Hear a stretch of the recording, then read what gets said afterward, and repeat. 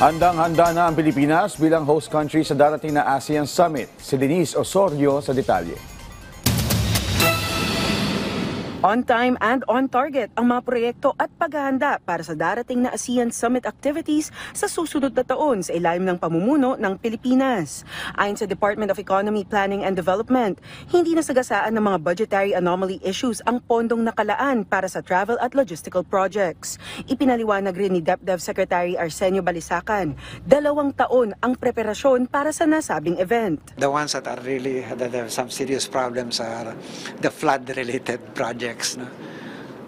But the projects, particularly transport projects, most of these are ODA funded, and ODA projects were not affected at all by these controversies. No? There were no delays in the implementation of these projects.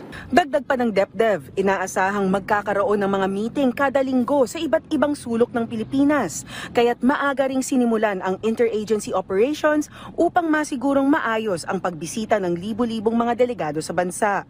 Bahagi rin ng paghahanda ang pagpapalakas ng halal-ready services dahil sa inaasahang laki ng bilang ng Muslim delegates at turistang dadalo. Given our airports are being fitted to be halal ready.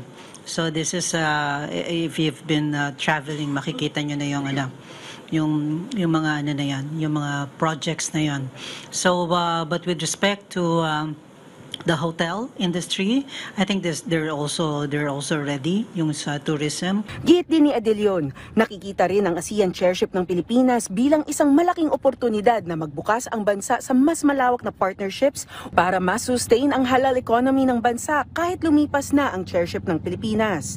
Bukod dito, tinutukan din ang pag-usad o pag-ramp up ng infrastructure spending para matapos ang mga tinatawag na low-hanging projects gaya ng mga road renovations, school building constructions at pag-repair sa mga tulay na matagal nang nangangailangan ng upgrade. Samantala, nilinaw ng DepDev na bagaman bumagal ang GDP growth ng bansa ngayong taon, walang basehan ang haka-hakang bumabagsak ang ekonomiya. All these indicators that you have seen so far, even with the last month, the last 2 months indicators you've seen so far, still very robust labor market, good inflation, reasonably. But still, the deficits are managed. The debt is very manageable. Where are the signs of collapse?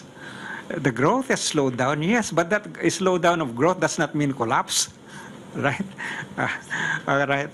So let's not be carried away by inappropriate description or narrative.